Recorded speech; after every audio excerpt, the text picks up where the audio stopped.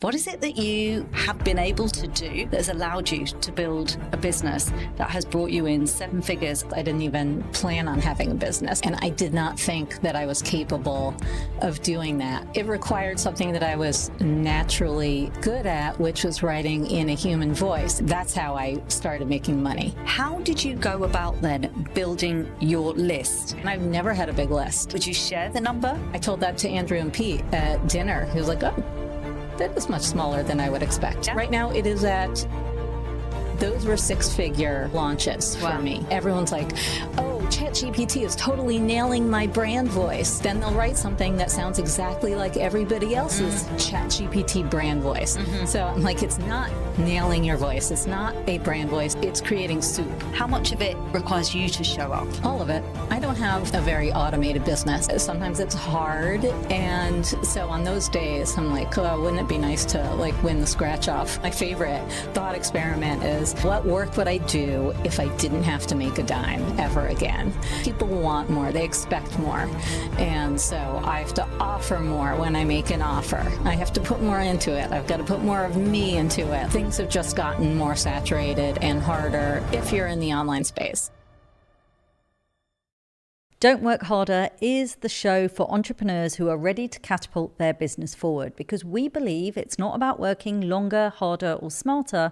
It's about those braver moments. One bold move is worth 1,000 small steps. So rather than those small incremental movements that are moving you forward at a much slower pace, we're going to share with you the stories of successful entrepreneurs who've taken those big, bold steps to move them forward. This show is brought to you by Atomic, and I'm your host, Simon Randauer, and I'm here not only to share with you the stories of entrepreneurs and the success that they've had, but you'll also walk away with the insights of what they did at that exact moment when they made that change that moved their business forward.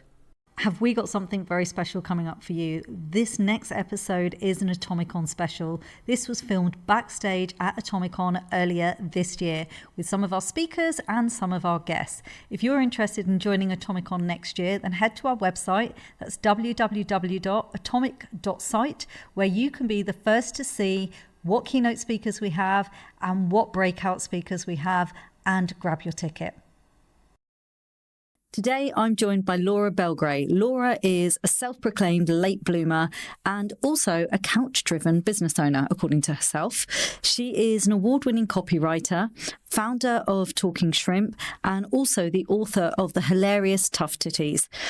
She's also a speaker at ATOMICON this year. We're here to find out how she built a 7-figure business without the need for a big team. Laura's magic, alongside being incredibly funny, is that she helps entrepreneurs to find words that make their buyers go crazy by writing in a human voice. Laura, lovely to see you. Lovely to see you. Yeah, it's great to have you here. So, as I was doing my research on you, I was like, okay, we have so many similarities. Like, we both describe ourselves as late bloomers. We are both quite funny, although you're very funny. I'm quite funny. No, I'm sure you're equally funny. We'll Don't find build out. me up too much. Okay. We'll find out. However, there is one thing that we don't have in common, which is I didn't make $1 million in 2019. And I would love to know, Laura, what is it that you have been able to do? We're starting big, that has allowed you to build a business that has brought you in 7 figures. And I understand fairly consistently since 2019. Yeah, fairly consistently, although it's not quite up there these days. I feel like there's been a market correction in terms of courses. Yeah. But yes, I mean, I've been doing very well, more than better than I ever thought I could on my own, like having a business. I didn't even plan on having a business ever. I didn't think I was capable of that even. And I think I credit my email writing. I have made that the engine of my business, and I don't even have a very big list, but I think I write really great emails, and that's what I love teaching people to do. And by writing personably and writing personal stories and making them fun and writing them like I would to a friend, I think is the greatest way to sell. And so that's really how I make money. And that's why I don't need a huge team, because I don't have a lot of pieces, a lot of moving pieces in my business. It's mostly me writing emails, selling courses, kind of that I've created so that I can make money from my emails. And yeah, that's a pretty simplified answer, but that's how I do it. And how long have you been doing that then? Because you talk about, what we said in the intro that you're a self-proclaimed late bloomer. So when did this all start? I mean, it started in so many different stages. Okay. So first I was a professional copywriter, promo writer for TV for many, many years. And then I segued into this weird, nebulous online space that I just called The Space in around 2009. Okay. And started writing for private clients. And that happened because I gave a talk. My friend Marie Folio asked me to give a talk at her first live event, which was called Rich, Happy, and Hot Live. And it was to 50 people in the Soho House library. And she asked me to give a talk on copywriting. And so I gave a talk called 5 Secrets to Non-Sucky Copy. And afterwards, people started coming up to me and saying, I'm a coach. Can you help me write my about page? I'm a realtor. I need help with my emails. I'm a this. I need, do you do that for people? And I hadn't, but I was like, sure, I can.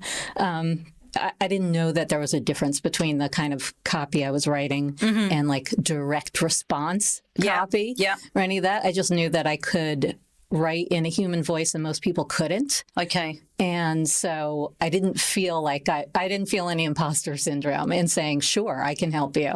And then I started getting a lot of clients in that space and kind of segued into that world and still had course envy. Like people were starting to do these big courses and make a lot of money from them.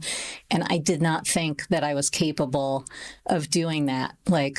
I don't want to have a whole shoot and record, 8 modules and all that kind of stuff. And I thought that's what it took to do a course or teach or anything like that.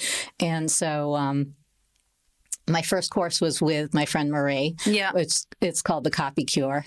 And that was that kind of course that she had the infrastructure to do it, which was great. And we teamed up on creating the content together. And then just sort of by accident, I started creating my own courses, and they were just mini courses, like a PDF here, a PDF there, and they would just grow a little bit bigger. And then I started creating trainings, like video trainings that I would do on the fly and then sell as recorded content. And it created a little bit of a mini empire of that kind of piecemeal stuff that I write emails to sell.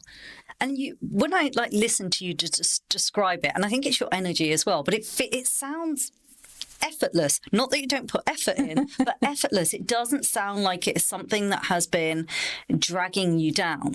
What's if I think about the premise of our podcast is that people listen to enough successful people and we will start to see the trends that will help us replicate it for ourselves. So if we think about the fact that you've got let's start with the talent. The talent is, writing incredible copy.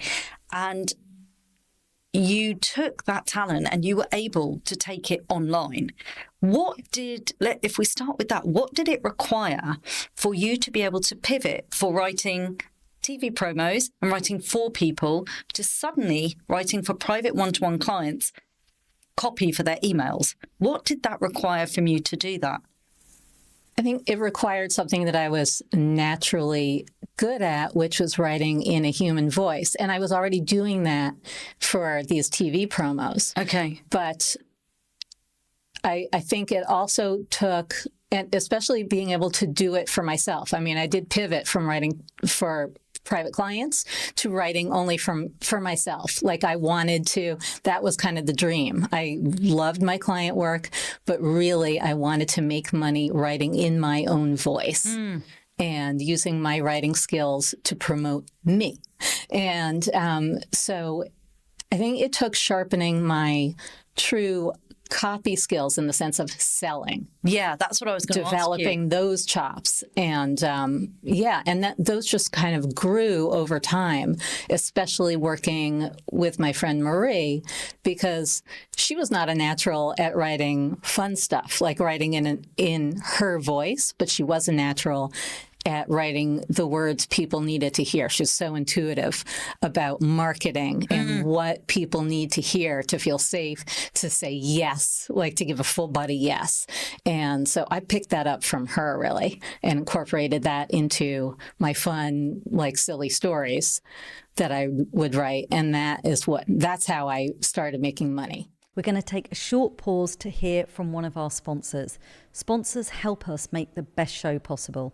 Don't Work Harder is sponsored by Constant Contact, the digital marketing platform built with small business owners in mind. With Constant Contact, you can grow your contacts list, send out more emails, organize social media and events, and simply get more done with their advanced automation tools. It's everything you need to grow your business, advance your automation, and attract more of the right customers all in one place. Visit constantcontact.com to get started. And would you say then that, and I want to talk about how you met Marie, which we'll do in a second, please. But would you say then that Marie was like your first business mentor?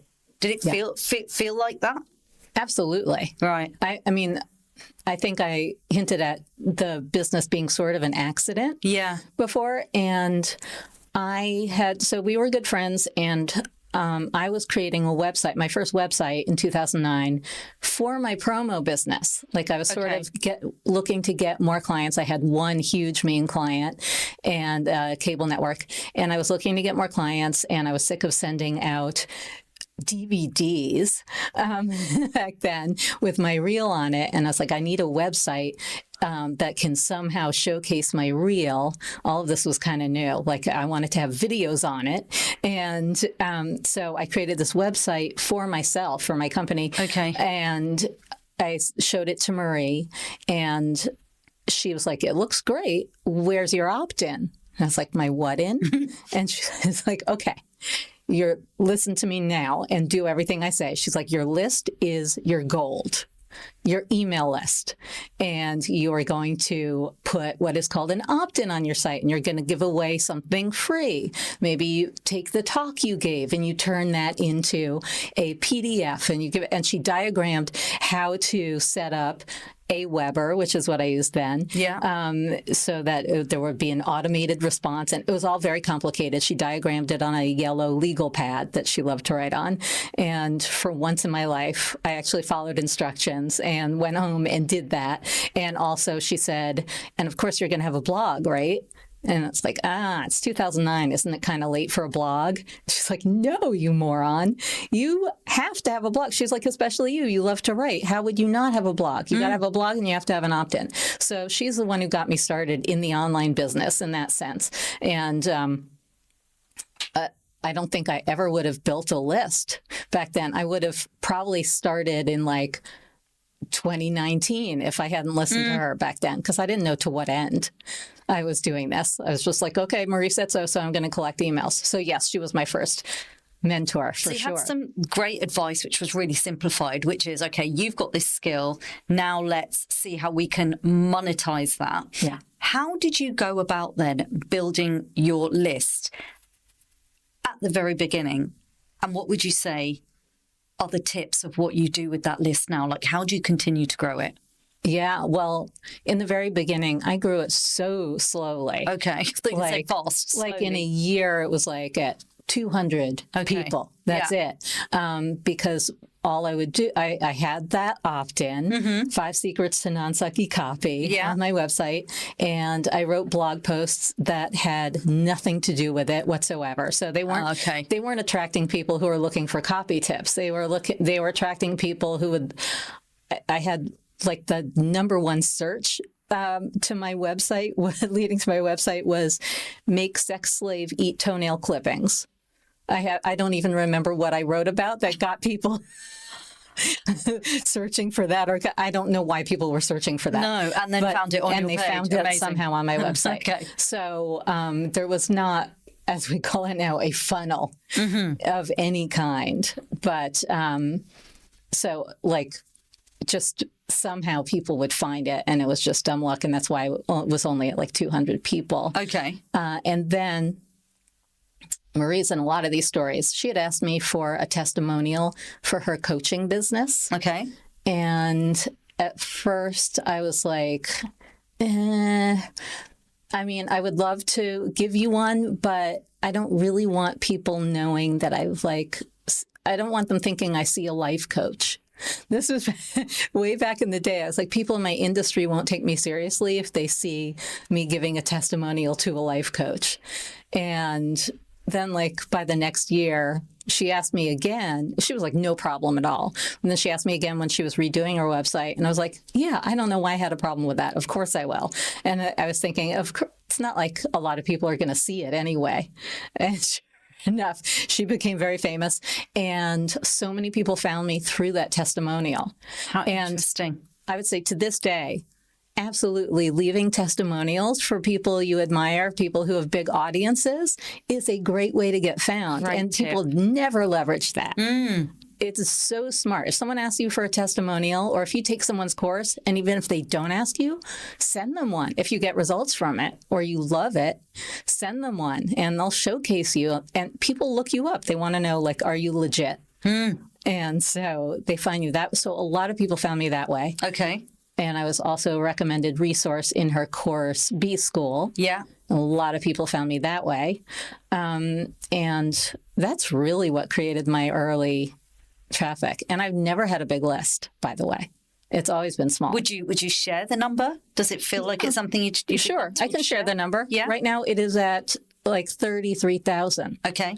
And I told that to Andrew and Pete at dinner. And Yeah. they were like, I think I was talking to Pete, and he was like, oh, that is much smaller than I would expect. Okay. So, and I don't have small list shame. I think that I think that it's encouraging for people. And for most people who might be listening to this are probably like, that's a huge list. Like they're just trying to get to 1,000 these days, and it's become harder to build a list. But I never did the whole ads thing back when ads were cheap, and I should have, but I was so resistant to ads. And I was like, I love my organic crowd, and they are very engaged, and it's like a solid audience. Yeah. So I thought that ads would bring in bad people, and they do to some extent. Yeah. But I should have gone for it back when people were saying like, put in $1 and you get out $2. God, why didn't I? I was like, oh no, not for me.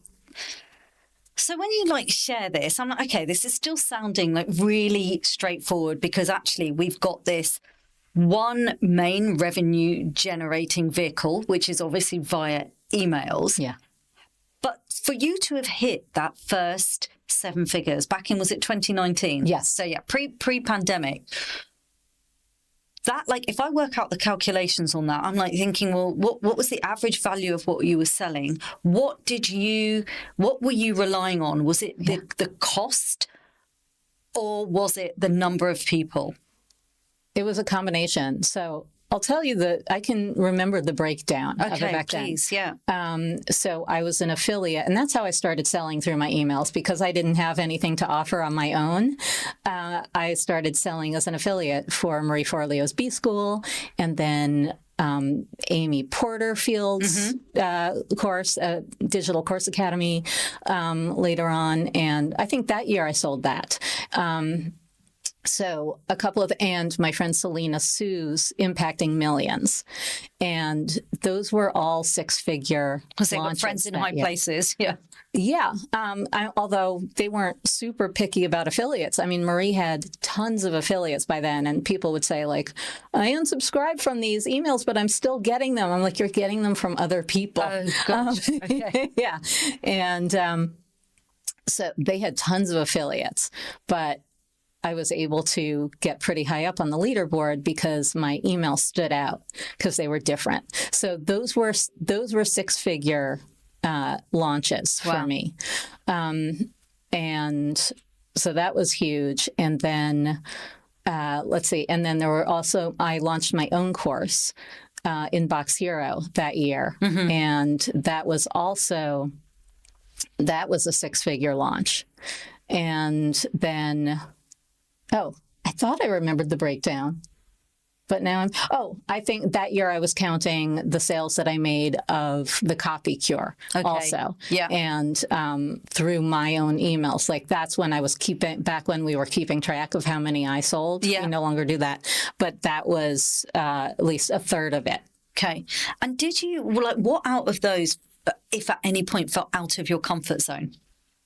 None of them. It was really me working in my comfort zone by that point. Like, writing fun emails that sell. That's in my comfort zone. What about affiliate, though? Did you feel like there needed to be a criteria in order for you to be able to promote and ultimately be the vehicle for selling someone else's courses? The criterion was that I liked the course and believed in it. Yeah. I would not take on anything that was like, not aligned, to use a buzzword of our industry. And anything that I thought was off or scammy or just like not. I did do a couple of launches that were not quite on brand for me, but I was able to make them on brand for me. Like I promoted Denise Duffield Thomas's course, Lucky. What is it called? It's like Lucky. It was called Lucky Bitch, but I'm like blanking on the actual course name. And so that was very woo for me. And I consider myself woo adjacent. Okay. Right? Not very woo. And it had a lot of sort of woo language, and I didn't like anything goddessy and divine feminine and all that kind of stuff. Yeah. But I was able to make it on brand for me because I'd tell my audience, like, I tried her weird thing, tapping. Yeah. And because why not? And I don't know if it worked, but I'm game. Like, why not try it? There's no harm in trying it. And I think the subject line of that was, don't tell my husband. And so it's like about trying to keep these weird things from him because he'd think I've gone off my rocker. Yeah. And like, you're so creative in how you describe the way you write. Like even the way you've just described how you took Denise Duffield Thomas's program and you were able to find your own spin on it. Is this something that you spend a lot of time when you're thinking about, right, what email am I going to write today? Yes, especially if I'm selling something. Okay. That's when my wheels are turning and I'm like, what stories are going to promote this? What stories are going to help support the value of this and promote it while still being interesting and fun? I never use the swipe copy. I'll use it, like if I use it at all, I'll use it towards the end. Like, here's what you're going to learn in her exact words. Yeah. Like I copied and pasted this verbatim because I'm lazy. And you'll even add that bit to it. Yeah, I will add that bit to it because I know like that copy doesn't really sound like me, but it gets tiresome to change to like their bullet points. So what's the process then? So when you're, particularly when it's sales copy, you sit down. Well, you might not sit down. What is the process? I definitely sit down. Do you? Okay. What is the process for considering like what do I write here? It's usually what story do I have that supports this? For instance, say I'm just thinking of a course that I promoted recently called Unputdownable. It's Insider Secrets to Binge-worthy Storytelling. And so I was thinking, what kind of story do I have about something that was so unputdownable that like someone got mad at me or that I just couldn't stop? And so there was one story about being so obsessed with Jackie Collins' books, Lucky and Chances, that it actually caused a breakup because I didn't have time to see my boyfriend at the time. Because you were just reading about it. I was more interested in reading those books than I was in seeing him. Yeah. And then another story about how I almost got mugged walking down the street reading somebody's email because it was so good and I knew I shouldn't be reading while I was walking. And then some guy tried to jerk my phone out of my hand. So I'm just thinking sort of backwards, reverse engineering. Right. So you do start with what it's about. Mm-hmm. So as you said, the name of the course. So I think this is like really useful for anyone who gets creative block, which so many people, do face. And then you think about what has happened. What stories do I have that are nothing to do with business, but relate to this? Yes, exactly. And they may have something to do with business, but they usually don't. So, yeah, I think about the benefits. Sometimes I'll list them, like what do I want to say about this course, or what do I have to say about this course to showcase its value? And then I'll think of stories that go with that. And this is something that I teach people to do, and people have it can be tricky. It's not that easy sometimes. And I just created, I rail about and rant about AI and Chat GPT all the time. I was wondering whether I was going to bring that up. Oh, yeah, we can talk about that. Okay. I can't stand the writing it does. But ironically, I created an AI tool called the Point Finder. And I can't believe how well it works. Like, people just tested it out in a workshop I did. Okay. And they went nuts for it. So it can either take a story that, like, you feed it a story that you're working on. It can be totally half-baked. This is what I'm going to write. Yeah. And can you help me find the point? What is this about? And connect it to a call to action or a point or takeaway. Or you can tell it, this is what I want to offer, and I need stories that go with this. Can you ask me questions that help me think of them? And it will do that, and you'll come up with stories that actually connect. So it's almost like it's the prompt that helps you as opposed to it write for you. Yes, exactly. So when we think about bravery, because the whole premise of our podcast is don't work harder, work braver. Because what we're saying to people is, so many people say, oh, you just need to go faster, or you just need to work smarter. And actually what we're saying is let's be braver here. Oh, I love that. Did it take bravery to allow AI into your world?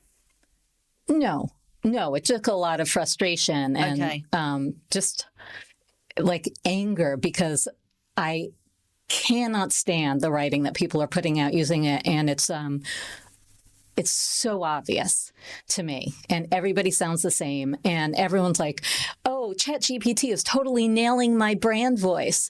And then they'll write something that sounds exactly like everybody else's Chat GPT brand voice. Mm-hmm. So I'm like, it's not nailing your voice. It's not a brand voice. It's creating soup. It's turning you into soup. You sound like soup, like a soup of all the brand voices everybody wants to sound like. And there are so many tells, like when you see like no filler, no fluff, just blank.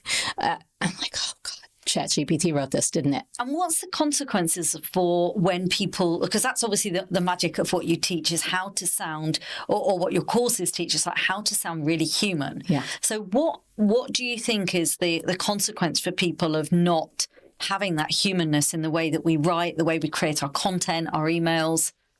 I think that, first of all, they're losing out on the connection that you form with people, the true relatability that is inherent to your own writing when you're writing honestly.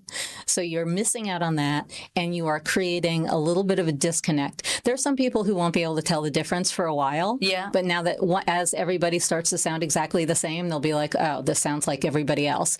And if they know your personality and the way you talk or the way you write, it's just whether they recognize it cognitively or not, or just subconsciously, it's going to create a bit of a disconnect, and that erodes their trust in you. Yeah, of course. And their the connection that they feel with you, the admiration, it creates a distance. And with the sounds like so much is, as you said, driven by like the online courses, the affiliate income. One of the things that you haven't mentioned then is one-to-one work. So that shift from pre-7-figure business to the first time you hit that 7 figures. Yes. What happened there? Sorry, I just remembered a big chunk of the income I made in 2019. And that was the year that I decided to give up one-on-one work. Okay. And which was a big leap of faith, because that was my entire business almost, right? I had the cushion, like I had a landing place of the Copy Cure that was creating some money for me. Yeah. Actually, it had started doing incredibly well in 2018 when we relaunched it, but it was still a leap of faith. Like, okay, can I do this? What is going to replace that income? And the one other thing that I did, I was like, I know there's a big chunk missing. It was starting my own group program. Okay. So I was working with this coach. His name is Ron Reich. He's awesome.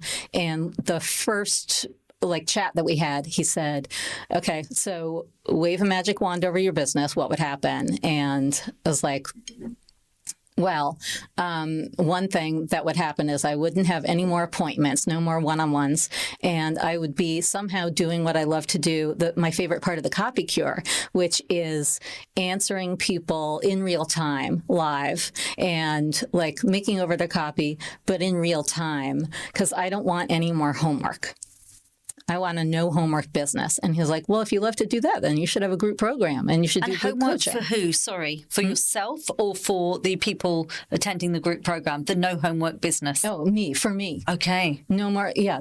Some people really want homework. Sure, I'll give you homework if you want. But I hate homework. It's always been since age 9, right, bane of my existence. Right. Hate it.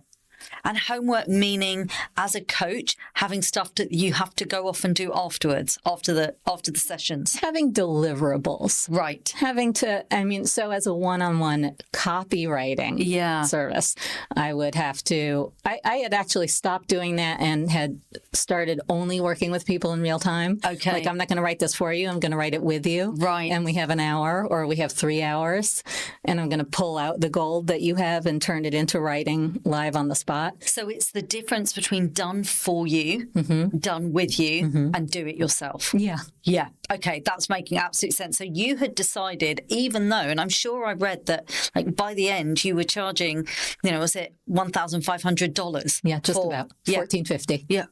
For an hour. For an hour. Wow. And was that... Because my brain is thinking, well, you could just have 10 of those a month. So what made you decide that I don't want to do this? What was the, I was going to use a woo word. I was going to say, how was the energy showing up there? I don't mind energy. Okay, I like energy. Yeah. It was showing up as appointments on my calendar. Right, yeah. The only thing I want to see on my calendar is dinner in general. Yeah. There's this apprehension, I have to get ready. I have to, first of all, I'm late to every Zoom a little bit. I have to set so many timers so that I'm not 15 minutes before, 10 minutes before, 5 minutes before, 1 minute before, right at that. But otherwise I'll start something totally else and get lost in it and forget. So I didn't want to have that in my calendar every day. And how many things do I have today? Oh, I have something at 1, something. I was already refusing to do any appointments before 1 p.m. Okay. But still, I know I sound like a total brat and the laziest person on earth. But I was just like, okay, I'm going to try having no clients on Mondays or Fridays. Yeah. So Tuesdays, Wednesdays, and Thursdays only. And that felt great. I loved my Mondays and I loved my Fridays so much. And then I started thinking, oh, now it's Tuesday. Oh, now it's Wednesday. And so I was like, let's try just Wednesdays. And Wednesday was the only day I would take clients for a while. And then I found myself wishing it wasn't Wednesday. Right. It was time to do something. Yeah, the answer was being fed to you. Yeah. Laura, when I think then about that transition, so you went from, so you realised the secret here was doing more of what you love. So you're going to move you to delivering more done with you and getting people to also do it themselves with what you had. But how much of you does that require to run that style of business? Now you've got group programs, you've got online courses. How much of it requires you to show up? All of it. Okay. Yeah. I don't have a very automated business. I do have some things that sell on their own, and I'm actually trying to set up I don't know why it's taking me so long to set up an evergreen funnel. Everyone seems to set one up in a day, set up this evergreen funnel, and it's taken me a year, but I want to put my course Inbox Hero on evergreen so that I have something more than just my mini courses, which do sell on their own, as a tripwire, making money for me, quote, while I sleep. Yeah, that one. Yeah.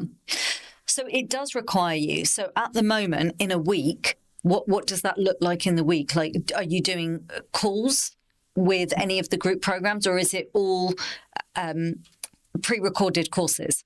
Yeah. So Shrimp Club, which is my group program, my mastermind, it's an 8-month program. Yeah. And that is 2 calls a month. Okay. 2 hot seat calls that last about 2 hours. Okay. So everyone gets a hot seat. Yeah. And then 1 recorded Q&A, which doesn't take me very long. So that's Shrimp Club. That is what I have to put into Shrimp Club. Okay. It's not that time heavy. It's more like energy focused and creating that community. And then my emails, that's what I'm doing. Like I send one out Monday, Wednesday, and Friday. If I'm selling something, launching something, then it'll be Monday, Tuesday, Wednesday, Thursday, Friday. Sometimes like cart close day, it might be 6 emails, up to 6. That's like the most that I've sent. So most of the time I feel like I'm writing emails, and some days that's it, writing my email.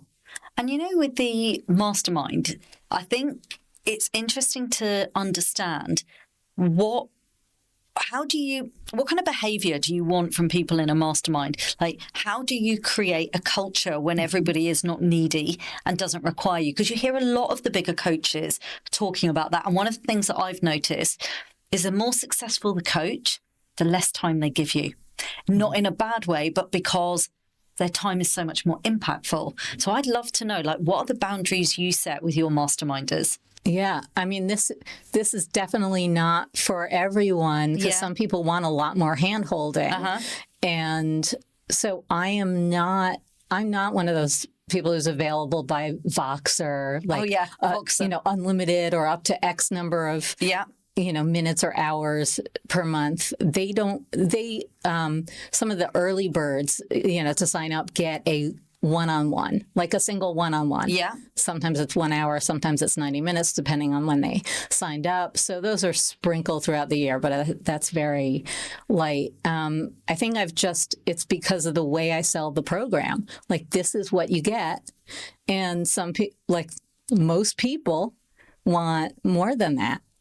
But some people just know that I attract awesome people. That's one thing I can confidently say. I don't know how or why, but they're just maybe because my emails they reflect me. Yeah. And people love that. So great people who want to be themselves come to me. And there's rarely a clunker in the bunch. Yeah.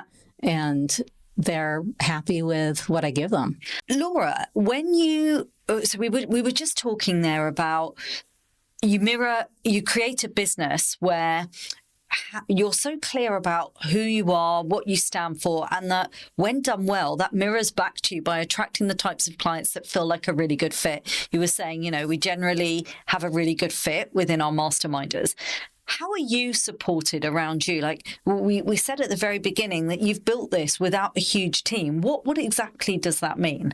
Yeah. So and there have been people who wanted to write about that, or who did write about that, like how I have no team and developed a 1-person $1 million business. And I felt like, shoot, I should have said something like that. Really gave short shrift to people who support me a lot, and I couldn't exist without. Okay. So my manager, Sandra Booker, is incredible. She has other clients beside me, but everybody told me I needed a VA. Yeah. And finally in 2018, I was like, I don't know what I would do with them. I like to write things myself. I don't know, and I had my client scheduling system on autopilot, like that was working well. I set it up myself, et cetera. And then I saw this other copywriter, Tarzan K, post on Facebook. Great name. Yeah, she made it up. She made it Tarzan. Okay. Yeah. I forget what her real name is, or original name. She posted on Facebook, ever since I hired Sandra Booker as my VA, I have made so much more money. And it's like, oh, those are the magic words. Yeah. It's like, do tell. And she said, and she has, 1 spot available. And I just messaged her right away. I was like, okay, maybe we should work together. And I still balked it. For some reason, I'm very cheap about paying people. Like, I shouldn't be. It's a place you should really invest. But I was like, she wrote up a proposal for me, and I kind of balked at it, and I was like, that's a lot. Aren't VAs supposed to be like X amount? Yeah. And she's like, well, I think what you want really is an integrator. Per our conversation, you want this, you want this, you want this, and that's going to cost X amount. And totally understand if that doesn't work for you. And it's like, okay, fine, I'll sign. And she's still with you, isn't she? Oh yeah, there's no turning back. Now I beg her not to leave ever. I have created so much more than I ever would have without her. I wouldn't have made those shifts that I made in my business without her. And like, we continue to grow together and learn things together. And she stays ahead in terms of tools and, all the things. To make life easier. Yes. So yes. she's not an employee? No, Okay. she's an independent contractor. Okay. I don't have any employees. So there's her, and now I've taken on an actual assistant who I pay. Okay. VA who I pay, whose name is Michelle, and she's great. And she and Sandra work together. She kind of reports to Sandra, kind of to me.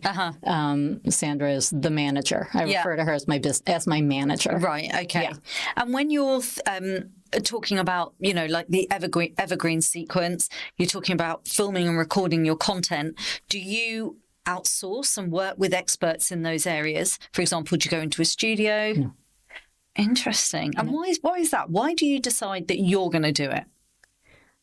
Well, because I'm lazy. I want to do it from my desk. And so if I'm doing a course, again, this is something I've never wanted to do, is create like a 8-module course that I record to camera in a vacuum in a studio. I was going to ask you that question. Yeah. Never wanted to do that. I like teaching a class in real time and then selling that as a recorded workshop. Okay. I find it so much more forgiving when you do something live. It's okay if you flub something. You're not like, okay, let me start over. Take 3, take 4.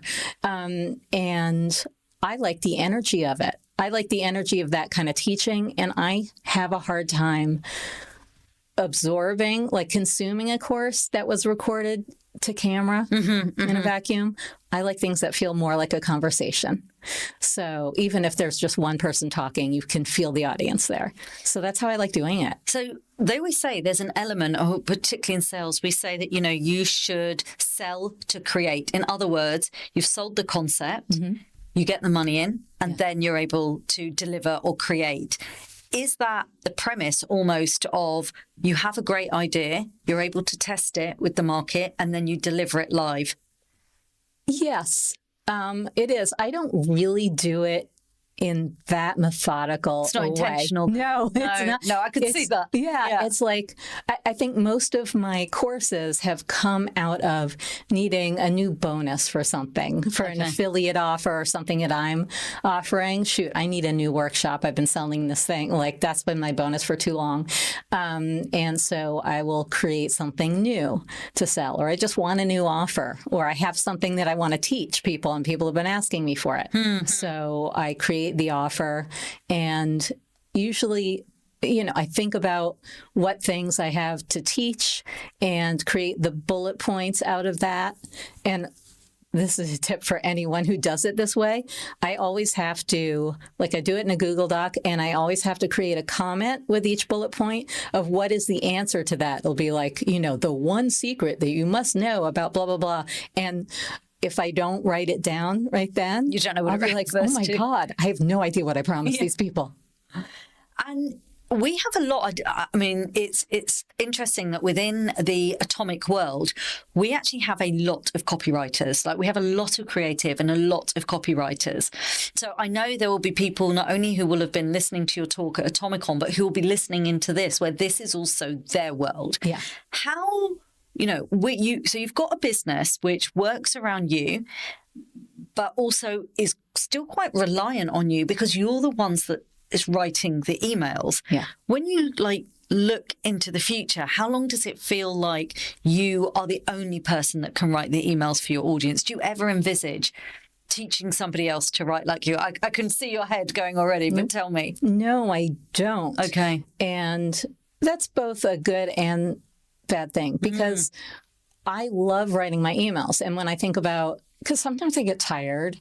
Sometimes business feels relentless and like a pain in the ass. And sometimes it's hard. And so on those days, I'm like, oh, wouldn't it be nice to like win the scratch off lottery? You have that dream too. Yeah, the Mega Millions.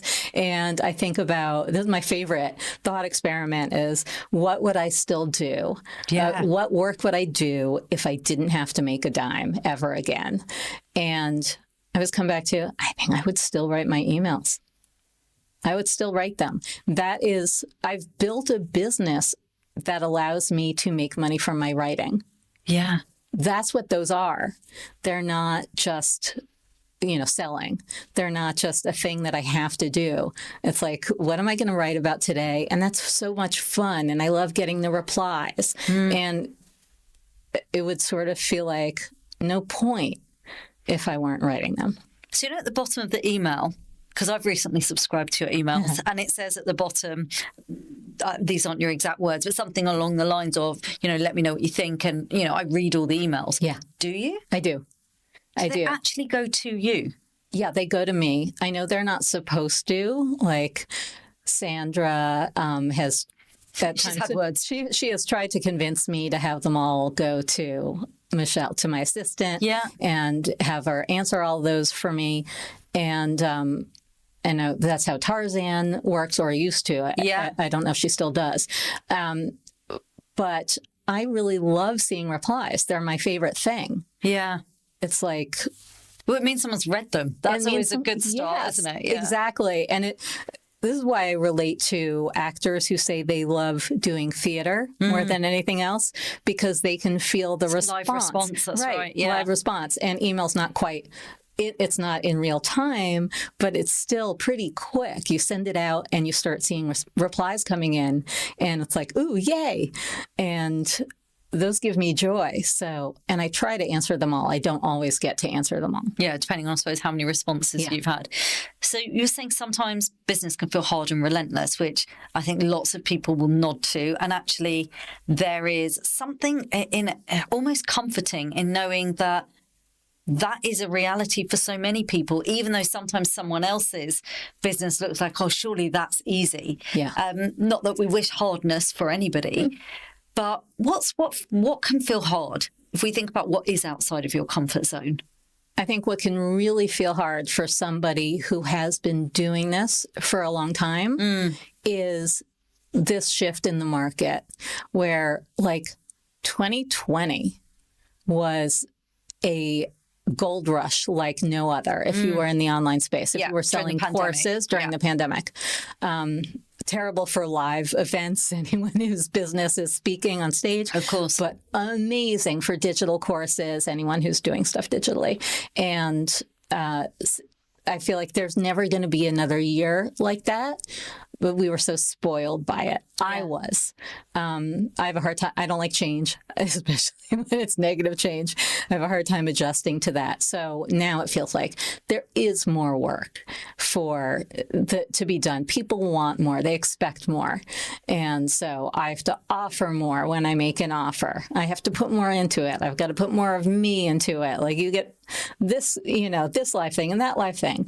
And that can feel hard. It can feel frustrating that it's harder to grow a list these days because it's feeling saturated and everyone has collected all the freebies they can handle and their hard drives are just cluttered with them. So things have just gotten more saturated and harder if you're in the online space. And so that's what can feel hard about it. Or if one day like somebody does a chargeback, like, claims that somebody fraudulently used their card to buy my course. And I'm like, I think it was you. But, that happens once in a while. And days like that, you're like, ugh, I want to play scratch off. Yeah. Back to this dream. Mm-hmm. You're obviously a speaker because we're going to be seeing you at ATOMICON and you write books. When you think about the future model of your business, bearing in mind what you've been saying about courses, how does that pie potentially split differently for you? Well, I've written one book. Yeah. So I do have a chapter coming out, an essay coming out in a book this summer too, which is an anthology, like a group of writers. So maybe I can say I write books. Yeah, we can write but books. But those are not a part of my income pie. Okay. At all. Right. And I haven't written the kind of book that leads to an online funnel. My book is called Tough Titties. Yeah. There's no quiz in the back that's like, use this QR code to take the quiz. How tough are your titties? And find out. It doesn't work that way. Yeah. It's not an expert book. It's not a business book. So that was a labor of love. Okay. And that's the kind of thing I wanted to write. I wanted to write something that I would want to read, and I don't read business books. I cannot get through one for the life of me. I've tried to read Atomic Habits. Yeah. A zillion times. Cannot get. I need to develop Atomic Habits to read Atomic Habits, and I don't have them. Yeah. So what about the speaking then and visibility? Because you've spoken a bit about how visibility has been what has allowed you to grow the email list and get new people into your world. Mm-hmm. So how much does that take up of your time? It should take up more. Yeah.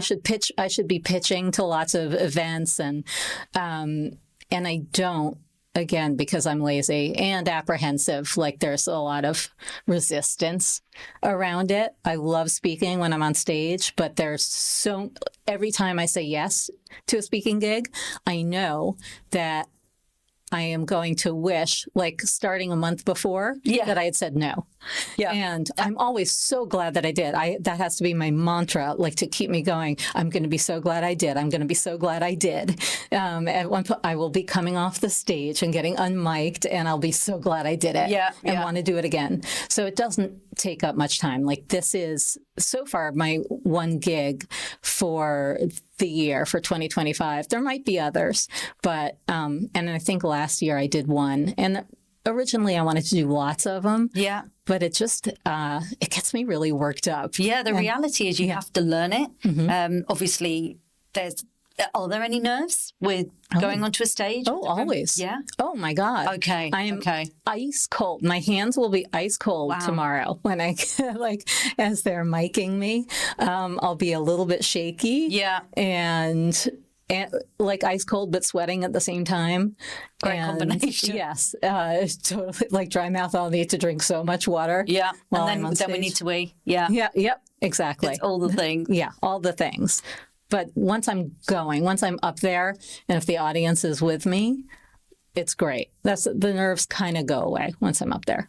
Amazing. Well, I'm sure like lots is going to come off the back of all the wisdom we're going to see when you're on the stage at ATOMICON. But I would want to touch on one story that we didn't get to pick up on, like maybe like a nice one to round off, which is, you've spoken a lot about partnerships and collaborations, and one of the first people that you've said was almost like your unofficial business mentor was Marie Folio. Yeah. Now, is it true that you met Marie at a hip-hop class?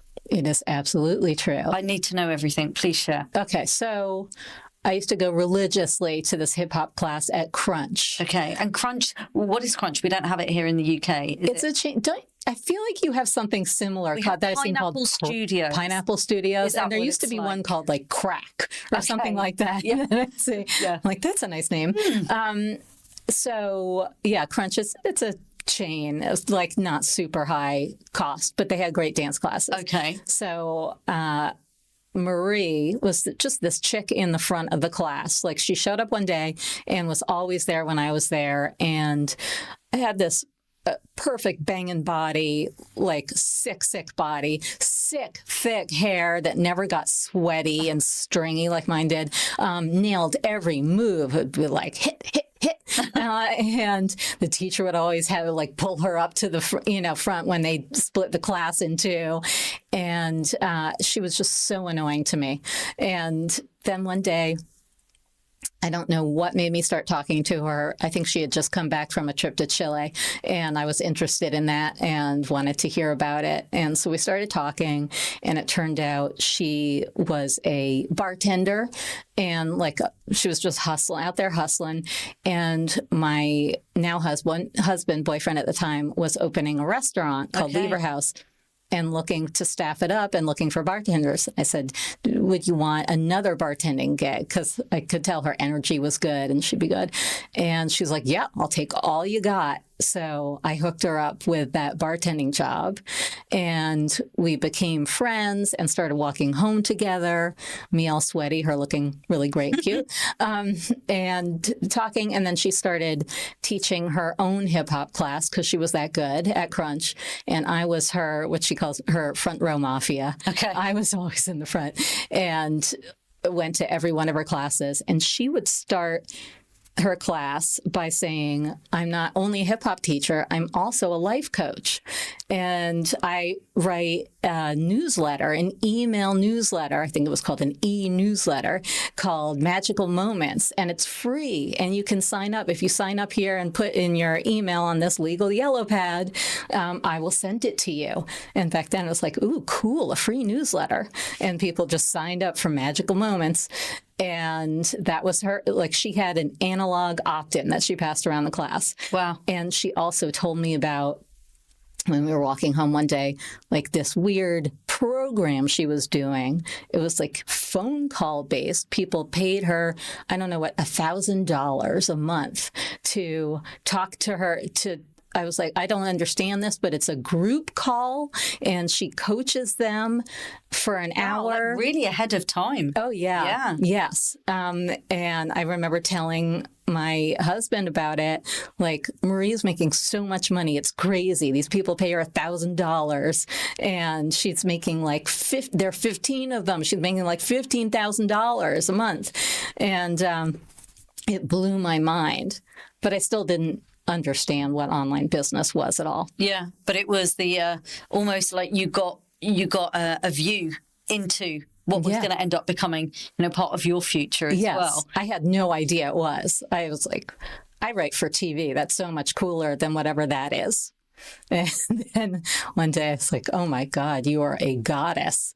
I can't believe the money you make and what you know how to do. It's incredible. And so I started learning from her. And then how did you come up with the name for your business of Talking Shrimp? I've tried to work it out and I just can't. Okay. So, by the way, the answer is on my About page. But really, I wish it were a sexier story. Yeah. So, in 2007, I got married. Yeah. And we started filing taxes jointly and totally got reamed. And our accountant said, I don't know why you thought you would have better taxes married. What you should do is incorporate, because he works in restaurants and he's a free agent and you're a free agent. You guys should incorporate. Just pick a name, preferably something with an available URL. Yeah. And we just kind of brainstormed names, like stupid names that meant nothing. Even like Talking Animals. So I was like talkinganimals.com. And there was a store down the street, like a kind of Chinese knockoff goods gift store called Funny Cry Happy. And I was like, oh, maybe I'll call it Funny Cry Happy Media. Yeah. And that was taken. Went through a bunch of things. And believe it or not, so we both loved traveling and we loved seafood and we liked shrimp. We had a lot of pictures of shrimp. I was like, how about Talking Shrimp? And believe it or not, Talking Shrimp was available. Nobody had snapped that up. Wow, that was lucky. and here we are with it now, the name of your business. Mind blown. It is. Thank you, Laura, so much for how much you have shared with us. And, I wanted people who feel like the only way to model your business is that you have to have a huge team, to kind of hear how someone like yourself has been able to do it. And like you truly are someone who is building a business, but actually without a huge amount of people around you. And you've also shown kind of how you got to grow a business that you enjoy. And that was such an interesting point, wasn't it? About if I won the money on the scratch cards tomorrow, what would I still do? And I saw your face light up when you said, I would still write emails. Yeah. We have a bit of a tradition here, which is how we like to end the show, which is I would love to ask you what you are currently watching, listening to, and reading right now. And it does not have to be in the world of business, but it's basically, this is for selfish reasons. It's so I can add it to my list of things that I want to watch, read and listen to. Yeah. Okay. So this is not going to be business related at all. So I just finished watching Sirens. Oh, yeah. On Netflix. Very enjoyable. Okay. I've been incredibly disappointed with TV lately. Yeah. Because I really miss the golden age of TV. I'm like a Mad Men, Sopranos, watched them 6 times over, Breaking Bad, and also The Pitt. I binged through The Pitt. Is so good. HBO Haven't show. heard of The Pitt. Okay. Yeah. I don't know if you get it here. And then, what was it? Listening to Amy Poehler's podcast. It's called Good Hang with Amy Poehler. Okay. It is so good. It is what they call healing in our world. Yeah. Because she's such a good person. Okay. She's hilarious and she's so generous. You almost feel like she's your friend. Okay. And I love that. Yeah. In my mind, she is. Okay. I think we would be excellent friends. But her interviews are good. They're generous. They're funny. And I'll look out for her. Oh, it's so good. And then reading. I'm reading a book called The Late Comer by Jean Humph Korelitz. Yeah. Like it a lot. I'm still chasing the high of Demon Copperhead.